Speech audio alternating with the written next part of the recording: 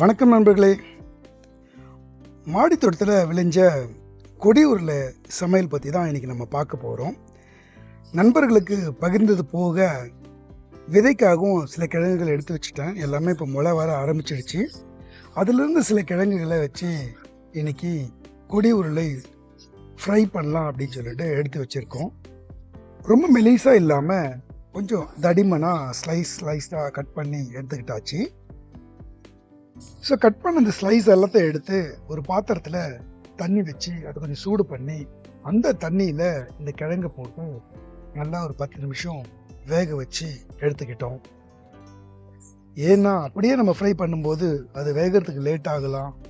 இப்படி நம்ம செய்யும்போது இதில் ஒரு பாதி வேக்காடும் ஃப்ரை பண்ணும்போது ஒரு பாதி வேக்காடுன்னு சொல்லிட்டு நமக்கு கிறிஸ்பியாக இந்த ஃப்ரை கிடைக்கிறதுக்கு சான்சஸ் இருக்குது. அதனால இந்த மாதிரி தண்ணியில் நல்லா வேக வச்சு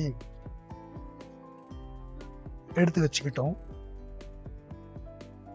இதுக்கப்புறம் தண்ணியை வடிச்சிட்டு அதை எடுத்து அதில் மிளகாத்தூளும் உப்பும் போட்டு நல்லா கலக்கி எடுத்து வச்சுக்கிட்டாச்சு. இப்போ ஒரு டவால கொஞ்சோண்டு எண்ணெய் ஊற்றிட்டு அதில் இந்த உப்பு, மிளகாத்தூள், இந்த கொடி உருளை சிப்ஸு எல்லாத்தையும் மிக்ஸ் பண்ணி வச்சதை எடுத்து டவாவில் ஒன்று ஒன்றா வைக்க ஆரம்பித்தோம். எல்லாமே இப்போ ஃப்ரை பண்ணிகிட்ருக்கோம். இதில் வேறு எதுவுமே போடலைங்க. தாளிப்பூ எதுவும் கிடையாது.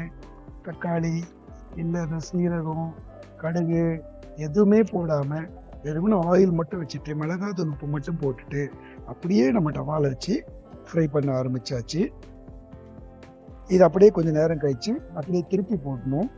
ஏன்னா மேல் பக்கம் இருக்கிறதெல்லாம் வேகணும் இல்லையா, அதனால் கொஞ்சமாக திருப்பி போட்டு இது எல்லாமே ஃப்ரை பண்ணும்போது அந்த டவால் இருக்கிற ஆயில் மொத்தமாக என்ன ஆகும், இந்த கிழங்கு வேகிறதுக்கு யூஸ் ஆகிடும்.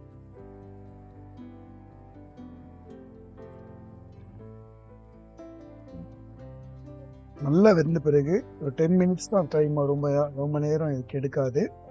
ஸோ எடுத்த பிறகு எடுத்த பாத்திரத்தில் போட்டு வச்சாச்சு. இப்போது இந்த கொடி உருளை ஃப்ரையும் ரெடி ஆச்சு.